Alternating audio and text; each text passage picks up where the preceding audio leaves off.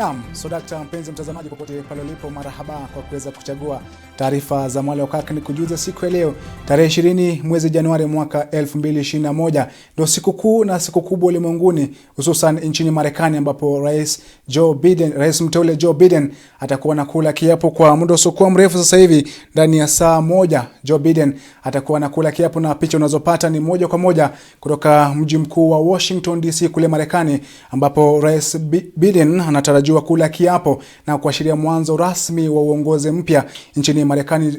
Picha hizo unazipata moja kwa moja kupitia runinga ya France 24 ambayo inakukujia hapa Kirk TV. Tutakuwa tukikujuza mengi ambayo yanajiri kule Marekani kuhusiana na kuweza kula kiapo kwake Rais mteule Joe Biden, ambaye anaingia afisini rasmi hii leo na kuashiria mwisho wa utawala wake Rais Donald Trump, ambaye anaondoka mamlakani siku ya leo. Ni taarifa ambayo inajiri siku ya leo ambayo tutakuwa tukikujuza pindi tu itakapokijiri, manake ndani ya saa moja hivi itakapotimu saa 2 Rais mteule Joe Biden itakuwa ni zamu yake kuweza kula kiapo pamoja na makamu wake Kamala Harris, ambao wote wapo watarajiwa kufika katika ile hafla ambayo imeweza kuandaliwa kwa ustadi wake. Kama unavyoona ni picha za moja kwa moja kutoka Washington DC, ambao ni mji mkuu nchini Marekani, ambapo Rais mteule Joe Biden atakuwa nakula kiapo kwa muda usiokuwa mrefu. Kwa hivyo mtazamaji, hauna budi ila kutegea taarifa hiyo kutoka hapa Kirk TV. Lakini kwanza tuna mengi ambayo tumeweza kukuandalia siku ya leo, lakini kwanza tupate taarifa tulizozipa kipaumbele.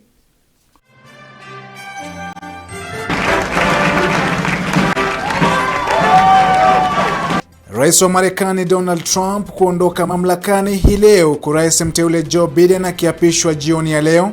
Don't ask me, ask China that question, okay? When you ask them that question, you may get a very unusual answer. Yes, behind you. Na tunatathmini utawala wa miaka 4 wake Rais Donald Trump. We have discussed how every other presbyter will be operating. Na hatimaye viongozi wapya wa presbyteri za PCA wapewa mafunzo muhimu ya huduma.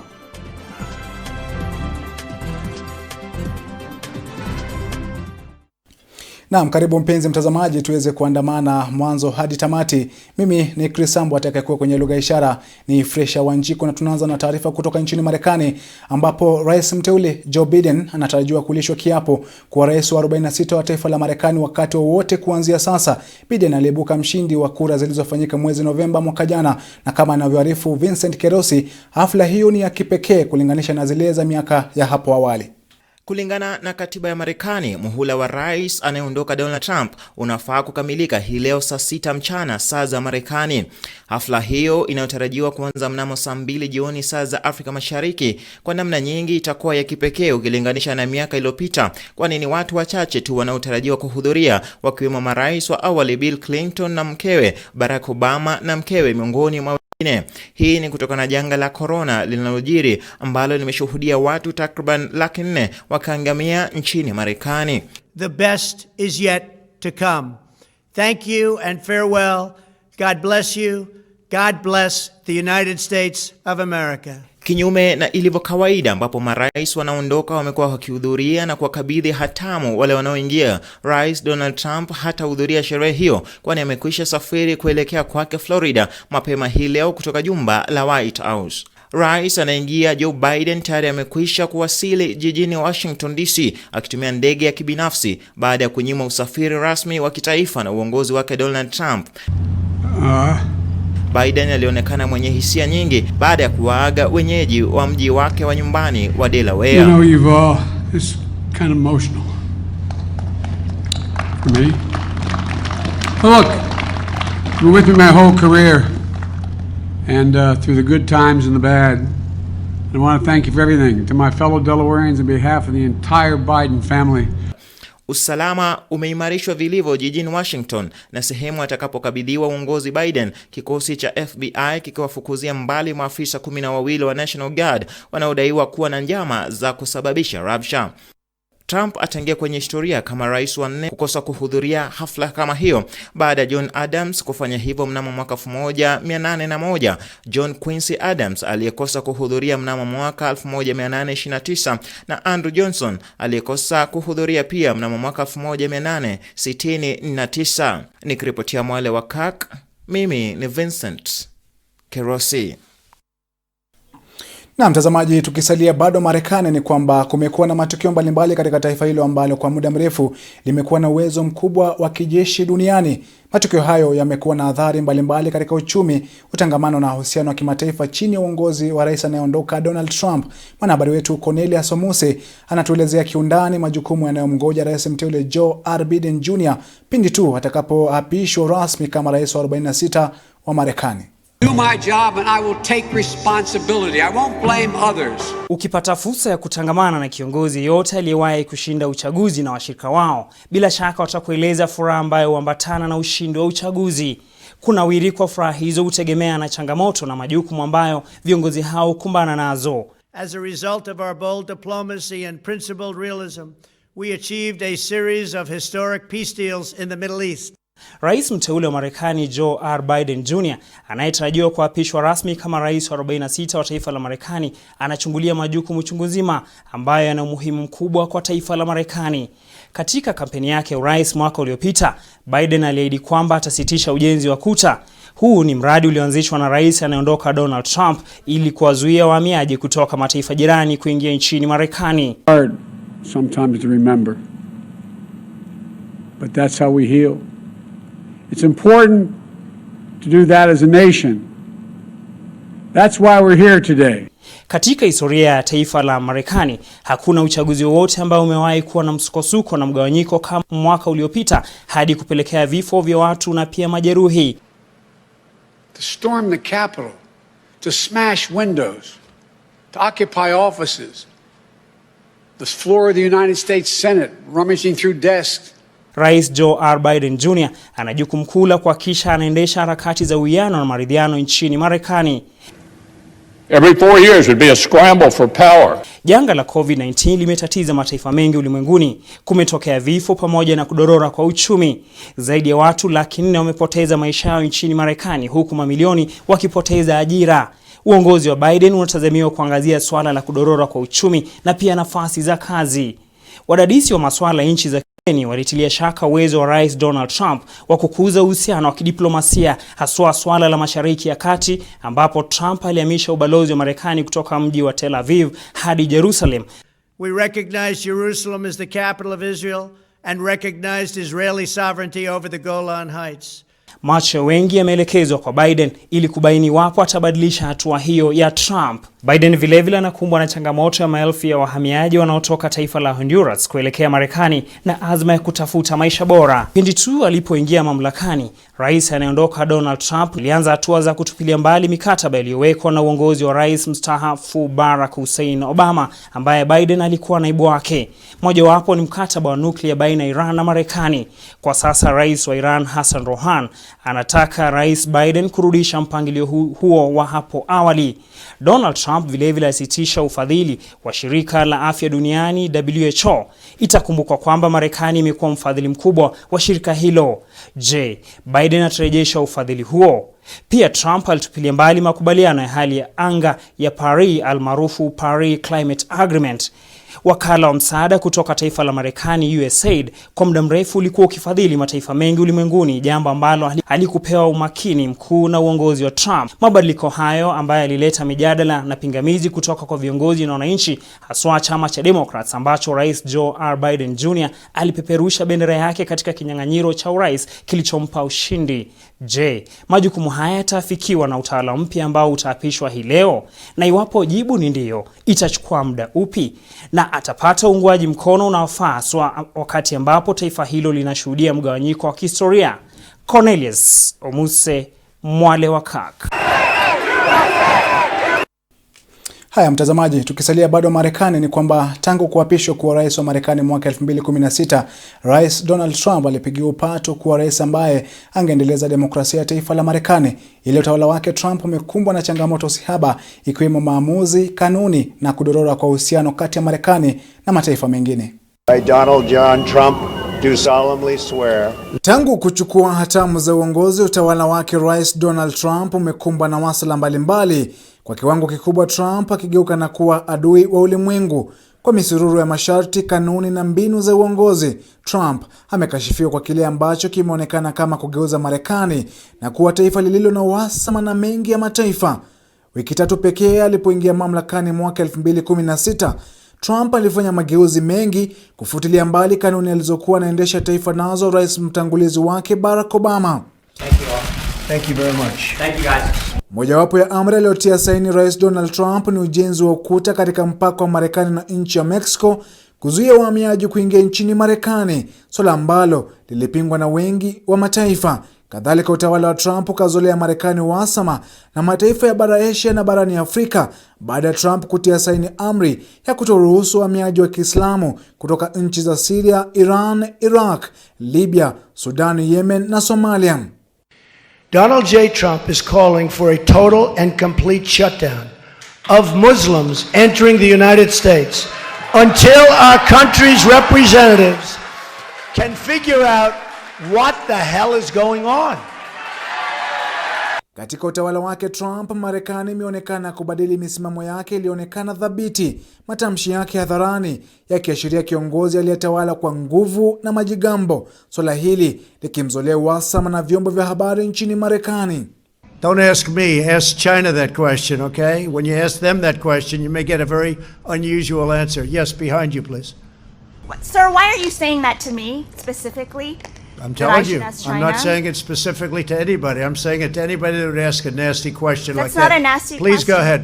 Why does it matter? Okay, anybody else? Na baada ya kuongoza kwa kifua, uhusiano wa Trump na mataifa yenye nguvu ulimwenguni yalionekana kusuasua, huku Urusi na Korea Kusini pamoja na Uchina zikionekana kuimarika zaidi. Swala hili ndilo lililoibua mjadala mkali kuhusu kanuni zake Donald Trump. Japo alichaguliwa na kuonekana kuwa bora zaidi katika kilele cha utawala wake, Trump alikumbwa na uhasama kati yake na raia wa Marekani, hususan raia wenye asili ya Kiafrika wakiandamana dhidi ya ubaguzi rangi nchini humo ambao ulionekana kuchochewa na Rais Donald Trump. Because the people of this country don't want criminals and people that have lots of problems and drugs pouring into our country. So I will take the mantle. I will be the one to shut it down. I'm not going to blame you for it. Na wakati korona ilipobisha hodi, Trump akajipata kikaangoni kwa mara nyingine, mara hii akishtumiwa kwa miundo misingi aliyoweka kukabili janga hilo. Marekani ikiripoti vifo vingi zaidi kutokana na korona, wakati Donald Trump akionekana kupuuza baadhi ya masharti ikiwemo uvaliaji barakoa. And one thing that's for certain, don't let it dominate you. Don't be afraid of it. Kwa mara kadhaa Trump akawa na kashfu China na kuweka sheria na masharti ya kuadhibu taifa hilo kwa madai ya kuwa chanzo cha corona. Every day Americans are still losing their lives and we're still seeing more cases every day. Well, they're losing their lives everywhere in the world. And maybe that's a question you should ask China. Don't ask me, ask China that question, okay? When you ask them that question, you may get a very unusual answer. Trump kwa mara ya kwanza katika historia ya Marekani akawa rais wa kwanza kubanduliwa mamlakani mara mbili katika muhula mmoja. Ilipotimu Novemba 20 mwaka 2020, utawala wake ulionekana kutua magharibi baada ya kushindwa na Rais Joe Biden. Hata hivyo, kilele cha utawala wa Trump kimejawa na vuta ni kuvute za vurugu na vurumai, huku wafuasi wake wakivamia bunge la Congress mapema mwezi huu kutekeleza maandamano yenye fujo baada ya Trump kuwachochea kupinga urais wa Joe Biden. Na anapoapishwa kuingia afisini, Rais Joe Biden ni ishara tosha kwa kuondoka mamlakani kwake Donald Trump, akiashiria mwisho wa uongozi uliojawa kelele, mihemko na cheche za aina yake. Ama kweli, kama si Marekani, hakuna taifa ulimwenguni litasahau utawala wake Rais Donald Trump. Na mtazamaji, hakuna atakayesahau utawala wake Donald Trump akiwa rais wa Marekani. Na tukiachana na hayo, ni kwamba licha ya kwamba rais anayeondoka Donald Trump hatahudhuria hafla ya kumtawaza rasmi Joe Biden, rais huyo wa 45 amewatakia wana Marekani kila laheri katika hatamu za uongozi mpya unaoingia. Katika hotuba iliyonaswa kutoka jumba la White House kabla ya kuondoka, Trump aidha ameusifia uongozi wake na kudai kwamba anaiacha Marekani kwenye nafasi nzuri kuliko alivyoipata. My fellow Americans, 4 years ago, we launched a great national effort to rebuild our country, to renew its spirit, and to restore the allegiance of this government to its citizens. In short, we embarked on a mission to make America great again for all Americans. As I conclude my term as the 45th President of the United States, I stand before you truly proud of what we have achieved together. We did what we came here to do, and so much more. This week, we inaugurate a new administration and pray for its success in keeping America safe and prosperous. We extend our best wishes, and we also want them to have luck, a very important. Na mtazamaji, hotuba yake hiyo Rais Donald Trump ndio inaashiria mwisho wake kama rais wa Marekani, na kwamba katika muda usiokuwa mrefu, ndani ya dakika hivi kama 30 ama 40, rais mteule Joe Biden atakuwa anakula kiapo kama rais wa Marekani, na kwamba sasa hivi hafla ya kuweza kumwapisha inazidi kuendelea huko Washington DC, mji mkuu wa Marekani, ambapo marais wa awali Barack Obama na George W. Bush tayari wamefika pale, na kwamba watakuwa wakihudhuria hafla hiyo ambayo rais mteule Joe R. Biden anatarajiwa kuweza kuapishwa. Na kama unavyoona picha hizo ni kwamba rais mteule Joe Biden ndio anafika katika mazingira hayo, kama katika hafla hiyo, ambapo kwa muda usiokuwa mrefu atakuwa anakula kiapo kuwa rais wa Marekani, ambaye atakuwa ni rais wa 46 wa Marekani, ambapo rais Donald Trump ndio anaondoka sasa hivi. Mtazamaji, picha hizo unapata moja kwa moja kutoka Washington DC nchini Marekani kwa hisani ya runinga ya France 24 kupitia kituo hiki cha habari cha Kirk TV. Kwa hivyo mtazamaji, tutakuwa tukikuletea picha hizo moja kwa moja itakapotimu wakati wake Joe R. Biden kula kiapo kuwa rais wa Marekani pamoja na makamu wake Kamala Harris. Mtazamaji, na picha hizo ndizo zinatupeleka kwenye mapumziko mafupi, lakini usibanduke uliko, maana yake tukirejea tutakuwa tukikujuza mengi na tutakuwa tukikuacha na picha za moja kwa moja kutoka hafla hiyo ya kula kiapo kwake Joe R. Biden.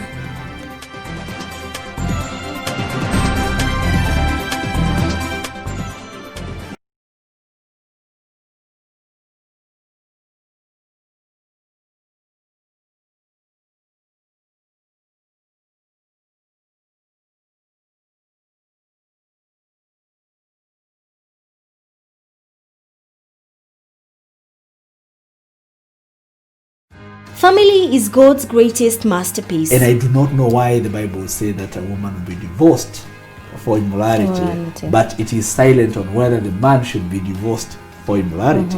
You don't choose your family.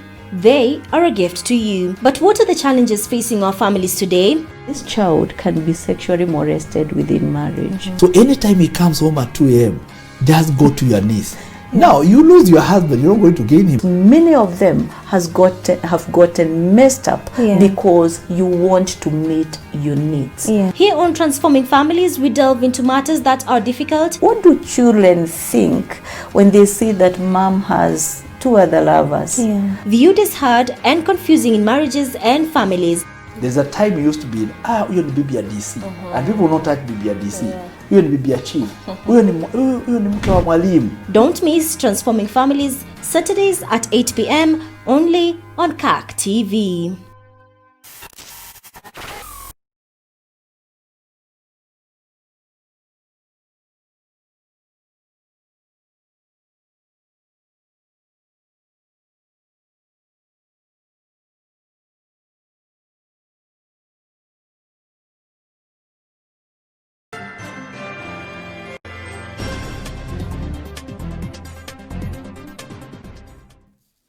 Naam, karibu mpenzi mtazamaji, tuweze kuangazia taarifa zaidi. Tukisonga mbele ni kwamba ni siku ya mwisho ya Kyle Makata kama balozi wa Marekani humu nchini. Kyle alitangaza kwamba leo itakuwa siku yake ya mwisho ofisini kufuatia kuapishwa kwa rais mteule wa Marekani Joe Biden. Kyle aliteuliwa kuwa balozi na rais wa Marekani anayeondoka Donald Trump Januari mwaka 2019 na kuchukua nafasi ya Bob Godek. Balozi Kyle Makata atakumbukwa kwa shauku yake ya kujifunza na kuzungumza lugha ya Kiswahili kwa usanifu na vita dhidi ya ufisadi.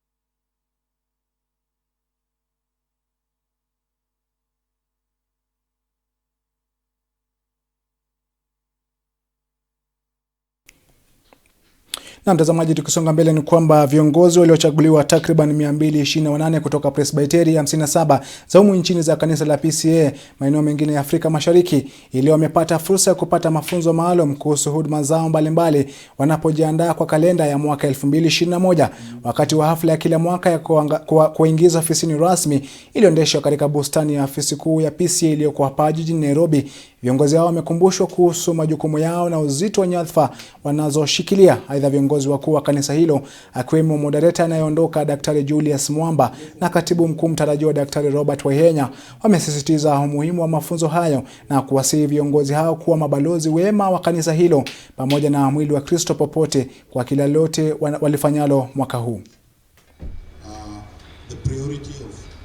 I had come for this forum for leaders so that we can be able to equip each other, so that we can be able to enhance the church properly by knowing how the church is going and even knowing past COVID, how we can be able to embrace the changes and we continue with our lives as normally.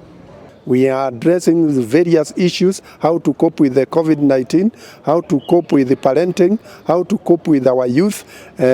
All these challenges, we are ready to address them, and God being our helper, we will take the church far. We have agreed that we are not going to relent, we are going to move on, we are going to soldier on as we do the Great Commission. So it was a good event and it was well attended by all our leaders. We were here just to agree on the way forward, and especially how we are going to attain our own goals, our own vision, because unless the vision is shared and bought by every other person, then it remains a vision of one person. That's why we are here, the leadership of the church, that is the top leadership of the church, plus all the leaders from the presbyteries, the moderators, clerks, treasurers, and the chairman of finance. And one of the things we have agreed in principle is that we want to grow this church from where it is to the next level. Na mtazamaji, tukiangazia taarifa nyingine ni kwamba wakimbizi wa ndani kwa ndani eneo la Antimaru, Kuria Mashariki, kaunti ya Migori wanataka maafisa wa polisi kuwakamata watu wanaodaiwa kuwalaghai fedha zao kwa njia ya utapeli, wakidai kwamba watawapa pesa za wakimbizi kutoka kwa serikali. Faith Kaulu ana mengi kuhusiana na taarifa hiyo. Tumechoka na mambo ya IDP ya watu kukoniwa. I'm appealing to the president to look into this. Kwa mtazamo wa mambo, wakimbizi hawa wa ndani kwa ndani wamejawa na uchungu mwingi sana. Kwa hivyo tumechoka na ulaghai Nyanza, tumechoka kwa maana hata sisi tulipeleka watu 15,000 ilipwe na tulilipwa watu 3,737 only. Watu wetu walibaki kulipwa. Tuna uchungu kweli kweli. Wengi wasiweze kuelewa ni vipi wamekuwa waathiriwa wa utapeli. Na wengine wamechiweka tu hapa katikati, wanapora watu pesa. Kujeni mashinani muone, mfunge zile ofisi ambazo tumefunguliwa Antimaru Market. Inasemekana kwamba watapeli hao wanaidai kwamba wametumwa na Rafael Ayanae kutoka Kitale, walitiwa mbaroni wiki iliyopita. Cha kunishangaza, juzi tarehe 14 niliitwa kutoka Antimaru Kuria ya kwamba kuna ripoti imepatikana, kuna watu 9 walipatikana wameadaa waathiriwa wa ndani kwa ndani. Ilipofika siku ya Saturday tulienda tukawaona, tukawakuta kwa ofisi wa DCI kule Antimaru. Siku chache tu baada ya kukamatwa, 9 hao waliachiliwa na kurejea tena kwenye kambi ya wakimbizi kuitisha fedha zaidi. Juzi walikuwa wamesanya karibia 300,000 na kitu. Walikamatwa Alhamisi, wakawekwa Antimaru Police Station. Wametoka jana. Kufikia sasa inakadiriwa kwamba watapeli hao wamepokea zaidi ya 300,000 kutoka kwa wakimbizi hawa kwa njia isiyo halali. Wanasanya kwa wananchi shilingi 1,350. Hakuna ofisi ya serikali ambayo inalipa IDPs kule Kitale, au ni makonmen matupu. Wakimbizi hawa sasa wanaiomba serikali kuweka mambo wazi na kueleza iwapo watapeli hawa wapo chini ya serikali kama wanavyodai, la sivyo wakamatwe tena na kufunguliwa mashtaka. Nikiripotia runinga Kirk, jina langu ni Faith Kaulu. Na mtazamaji, kwingineko ni kwamba mwenyekiti wa tume huru ya kuchunguza mahakama na sheria Ombudsman kata ya Bonde la Ufa Irene Seria ametaja kuwa kuna umuhimu mkubwa wa Wakenya kufahamu jinsi fedha zilizotengewa kupambana na janga la korona humu nchini zilivyotumika. Bi Irene amehimiza Wakenya kutafuta taarifa hiyo kutoka kwa serikali, ikiwemo waliopewa kandarasi na kusambaza vifaa vya COVID-19 pamoja na kampuni zilizohusika. Let people know who was given the contract to supply the drugs and you know, how much was given and all that. When you read the law, the access to information, there's a whole provision on how public institutions should proactively issue information ambayo unafaa kuweka application. No, they're supposed to do this. It's an obligation on their part to give this information. So the commission has also been giving circulars and directive telling members of the telling public institutions to give that information. Any member of the citizen can walk into any of these institutions where, you know, they believe that COVID money was given and ask for how that money was spent, who was given this contract, because it's an obligation under the Access to Information Act to give that information. You know? They are supposed to even go, before even they go to the institution, they can even check on their website, because this information should be out there, either in their website or any other forum or form which they think the information can reach the members of the public. Na mtazamaji, taarifa hiyo ndio inaashiria matangazo ya taarifa hizi za Mwale wa Kaka, lakini nitakuwa nikikuacha na picha za moja kwa moja kutoka mji mkuu wa Marekani, Washington DC, ambapo rais mteule Joe R. Biden anatarajiwa kula kiapo kwa muda usiokuwa mrefu. Na sasa hivi hafla hiyo tayari ishaanza, na kama unavyoona picha hizo kwa moja zinazokukujia kwa runinga ya Kirk TV kwa hisani ya France 24 zinatoka mji mkuu wa Washington DC, ambapo rais Joe R. Biden anatarajiwa kuapishwa kwa muda kwa mrefu. Mtazamaji, taarifa hiyo itakuwa ikipeperushiwa moja kwa moja katika runinga hii ya Kirk. Mimi sina la ziada, tayari nishakamilisha zamu yangu, hivyo basi sina budi ila kuondoka. Mimi ni Sambu, aliyoko kwenye lugha ya ishara ni Fresh Wanjiku, na kuacha na picha hizo za moja kwa moja kutoka Marekani. Hadn't done that, the Magna Carta hadn't done that. Only the Constitution says the government exists because the people are the source of the reason it exists. They immediately followed those first three words with the words to form a more perfect union. The founders did not say to form a perfect union. They did not claim that in our new country nothing would need to be improved. Fortunately, they understood that always working to be better would be the hallmark of a great democracy.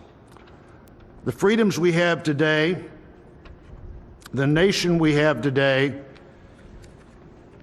is not here just because it happened, and they aren't complete.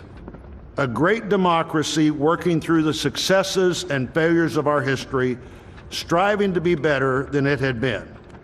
And we are more than we have been, and we are less than we hope to be. The assault on our capital at this very place just 2 weeks ago reminds us that a government designed to balance and check itself is both fragile and resilient.